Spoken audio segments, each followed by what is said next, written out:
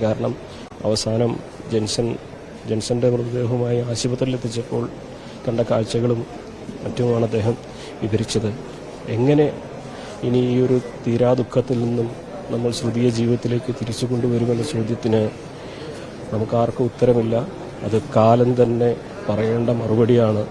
കാലം തന്നെ ആ മുറിവ് ഉണക്കുമോ, അല്ലെങ്കിൽ എങ്ങനെ ആ മുറിവ് ഉണക്കുമെന്നൊക്കെ നമുക്ക് ഉത്തരം കിട്ടാത്ത ചോദ്യമാണ്.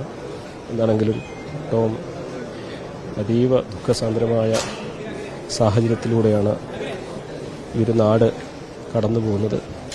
ടോം.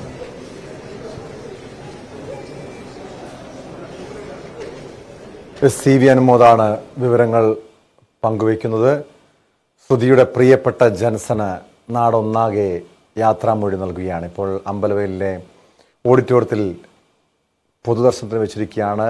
നാട്ടുകാർ ഒന്നടങ്കം, ഒരു നാട് മുഴുവൻ അവിടേക്ക് ജൻസന് യാത്രാമൊഴി നൽകാൻ എത്തുന്നുണ്ട്. വൈകിട്ടാണ് സംസ്കാരം നടക്കുന്നത്. സ്പോട്ട് ലൈവിലേക്കും തിരികെ എത്താം ഇടവേളയ്ക്ക് ശേഷം.